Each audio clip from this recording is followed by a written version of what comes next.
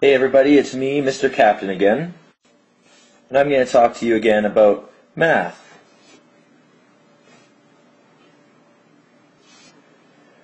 Lately we've been talking about fractions and percents, and now decimals. And we've talked about it before. But do you know how fractions, percentages, and decimals all fit together? Why do we use them? When do we use them? And how do we know which one of them to use? Well, let's start with an example. How would you describe this pizza, besides tasty and delicious? Can we describe it as half of a pizza? 50% of a pizza? Or could we use a decimal to describe this pizza?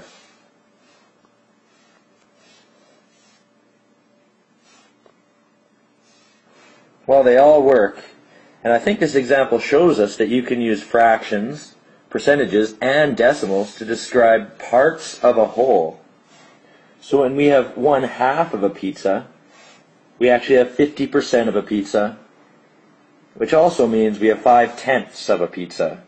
And this decimals part is where it gets a little bit confusing, because that pizza we see right there isn't cut into tenths, but we easily could. And I'll show you. Now can you see how 5/10 is equal to 50% and 1/2? Sweet. Good job. So we've already done quite a bit about fractions and percentages, so today we're going to review a little bit more about decimals and how we can use them to describe parts of a whole.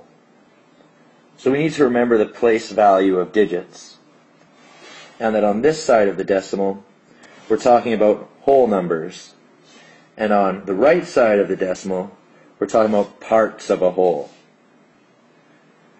So when we look at this 7, that represents 7/10, which, if we write as a fraction, 7/10, we can see how that is not a whole, it's part of a whole. If we look at how many hundredths we have a 0 in that place value, but really we have 70 hundredths, which, if we were to write that as a fraction, we could easily see how that's part of a whole. And since it's out of 100, we can actually see it as a percentage as well. And if we looked at this entire number, 490 and 7,042 10,000ths, we can see how that number would look as a fraction as well. And it would be as a mixed number, 490, and 7,042 10,000ths.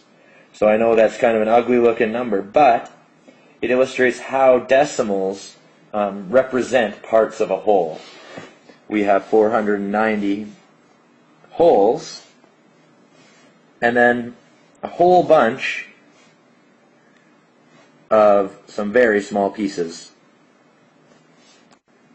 So I hope this lesson made sense, and I hope you remember that if you have questions, you could always go to the chat on Capton Space. You could email me, email a friend, and try to figure some of it out before you come into class tomorrow. Alright, see you later.